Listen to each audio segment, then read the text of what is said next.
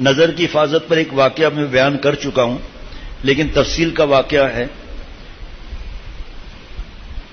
ایک اپنے وقت کے بڑے جلیل القدر عالم اور ولی اللہ شیخ عبداللہ اندلسی رحمۃ اللہ علیہ، جو اپنے زمانے میں علم اور عمل کے آفتاب اور مہتاب تھے، جن کے ہزار مرید تھے، خود ان کے مریدین میں اپنے وقت کے بڑے بڑے مشائخ اور اللہ والے تھے، مگر جس وقت اپنے مریدین کے ہمراہ ایک سفر میں کنویں پر رکے اور ان کی نظر ایک عیسائی پادری کی حسین و جمیل لڑکی پر پڑی، تو اس وقت وہ اس کے آرام عشق میں ایسے گرفتار ہوئے کہ آگے نہ جا سکے نہ پیچھے لوٹ سکے، اور معاملہ کہاں سے کہاں پہنچ گیا۔ ایک جگہ لکھا ہے کہ نفلی حج کے لیے جا رہے تھے، اگرچہ الحمدللہ ایک مدت کے بعد اللہ کے فضل سے اس امتحان سے کامیابی سے نکل گئے، مگر قصہ پڑھیے اور ایک نظر خراب ہونے کی نقصان کا اندازہ لگائیں۔ جیسے میں نے ابھی عرض کیا، ہماری بہو بیٹیوں کی بھی نظر کی حفاظت کا حکم ہے، چاہے وہ فیس بک ہو، چاہے یوٹیوب ہو، چاہے واٹس ایپ ہو، چاہے انسٹاگرام ہو، چاہے کارٹون حرام ہو، ہر چیز سے بچنا ہے۔ شیخ الحدیث حضرت مولانا زکریہ صاحب رحمۃ اللہ علیہ فرماتے ہیں کہ شیخ ابو عبداللہ مشہور شیخ المشائخ اندلس کے اکابر اولیاء اللہ میں سے ہیں، ہزاروں خانقاہ ان کے دم سے آباد، ہزاروں مدارس ان کی فیوز سے جاری، ہزاروں شاگرد، ہزاروں مرید۔ آپ کے مرید کی تعداد 12,000 تک بتائی جاتی ہے۔ ایک دن سفر کے ارادے سے گئے، حضرت جنید بغدادی اور حضرت شبلی رحمۃ اللہ علیہما بھی ساتھ میں تھے۔ حضرت شبلی رحمۃ اللہ علیہ کا بیان ہے کہ ہمارا قافلہ نہایت خیر اور برکات کے ساتھ چل رہا تھا کہ عیسائیوں کی ایک بستی پر گزر ہوا۔ نماز کا وقت تنگ ہو رہا تھا، بستی میں پانی نہ ملا، بستی سے باہر ایک کنویں پر چند لڑکیاں پانی بھر رہی تھیں۔ حضرت اتنے بڑے اللہ والے کی نگاہ ایک لڑکی پر پڑی، حضرت کی نگاہ اس پر پڑتے ہی تغیر ہونے لگا۔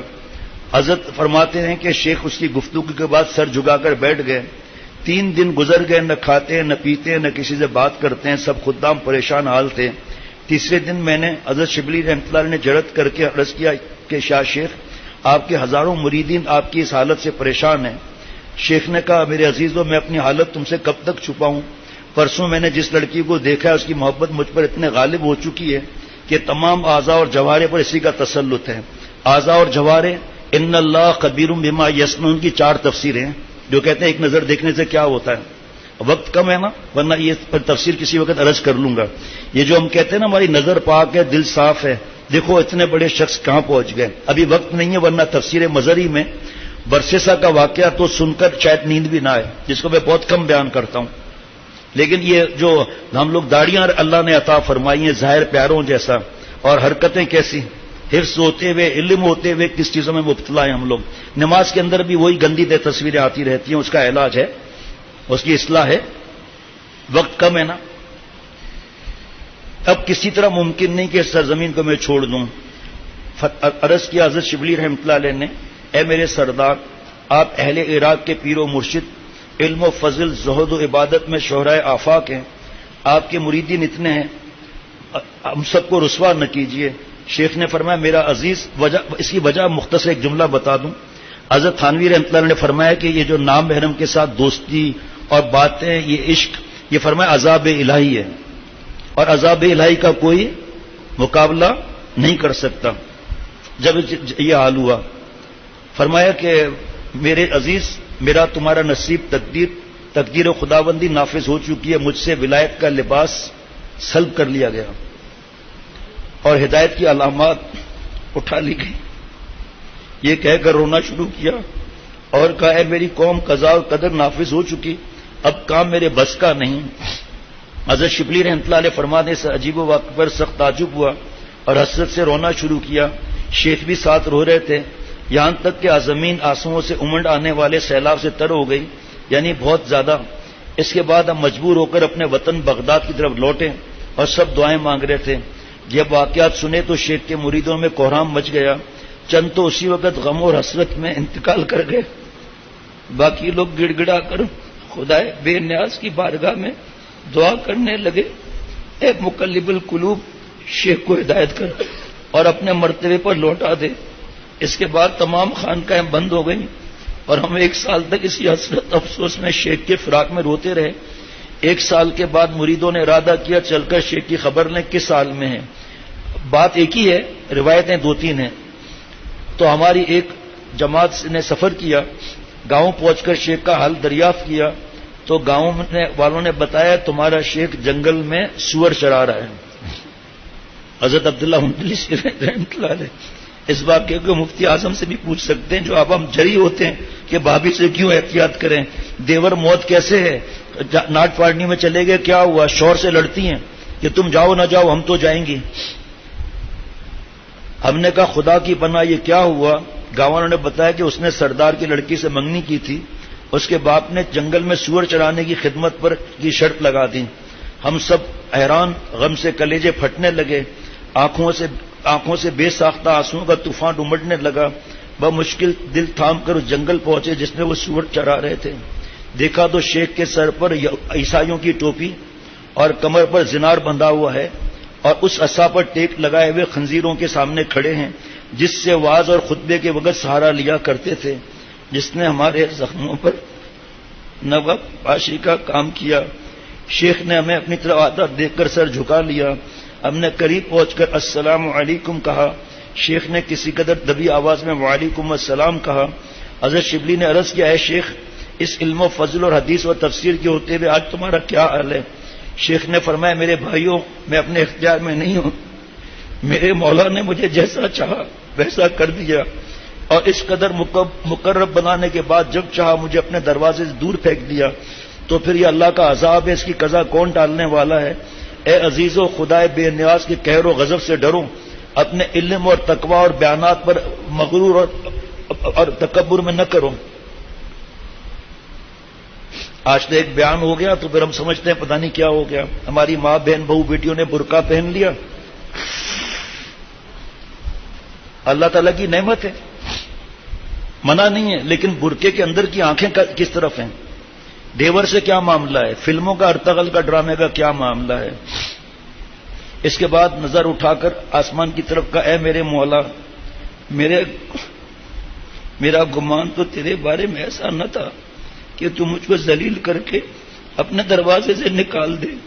یہ کہہ کر خدا تعالیٰ سے رونا شروع کر دیا اور فرمایا، اے شبلی، اپنے غیر کو دیکھ کر عبرت حاصل کر۔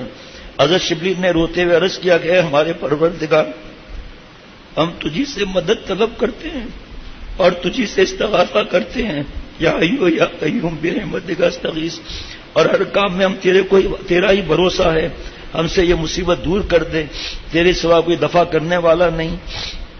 خنزیروں کو ان کا رونا اور ان کے دردناک آواز سنتے ہی ان کے پاس جمع ہو گئے، اور خنزیروں نے بھی رونا اور چلانا شروع کر دیا۔ ادھر شیخ بھی زار زار رو رہے تھے۔ یہ فلمیں، یہ بے حیائی، یہ مال میں گھومنا، مردوں کو دیکھنا، وہاں پر جو لڑکے کھڑے ہیں ان کا بھاگ بھاگ کرانا، یہ لیجیے وہ لیجیے، ذرا ذرا سی باتیں، پوری کتاب میں باہر نکلنے کے بارے میں بھی بڑی عجیب عجیب نصیحتیں ہیں۔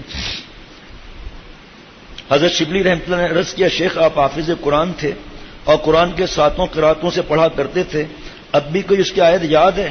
شیخ نے کہا، ہاں اے عزیزو، مجھے قرآن پاک میں 2 آیت کے سوا کچھ یاد نہیں رہا۔ ایک تو یہ ہے کہ یعنی جس کو اللہ ذلیل کرتا ہے سورہ حج میں، اس کو کوئی عزت دینے والا نہیں، بے شک اللہ جو چاہتا ہے کرتا ہے۔ دوسری آیت یہ یاد ہے سورہ بقرہ 108، یعنی جس نے ایمان کے بدلے کفر اختیار کیا تحقیق وہ سیدھے راستے سے گمراہ ہو گیا۔ حضرت شبلی رحمۃ اللہ نے عرض کیا ہے، شیخ آپ کو 30,000 حدیثیں مع اسناد کی زبانی یاد تھیں، اب ان میں سے کوئی یاد ہے؟ شیخ نے کہا صرف ایک حدیث یاد ہے، یعنی جو شخص اپنا دین بدل ڈالے اس کو قتل کر ڈالو۔ شیخ کی بات سن کر ہم لوگ واپس بغداد چلے آئے۔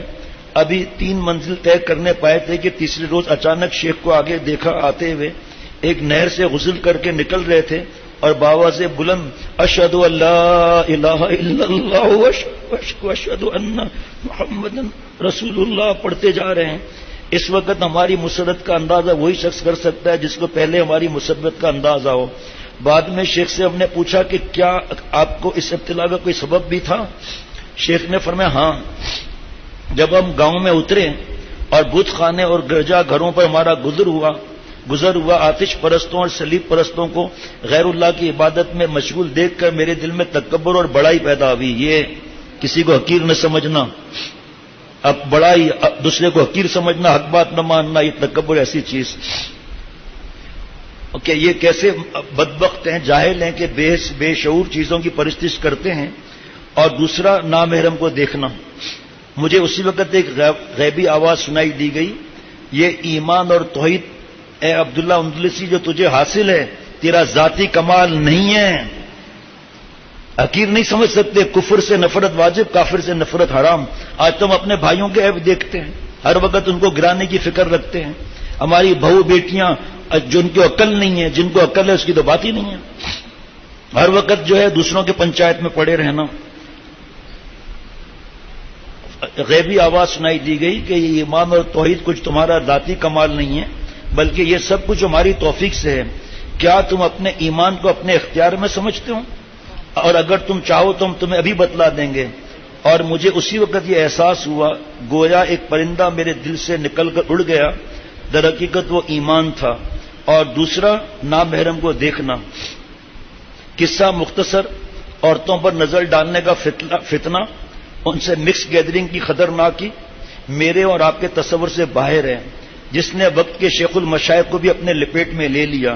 اللہ تعالیٰ اپنی رحمت سے میری اور ہم سب کی حفاظت فرمائے، اللہ والا بنائے، جملہ مقاصد حسنہ پورے فرمائے. اللہ تعالیٰ دینا ذرا مجھے فولڈر دے دینا.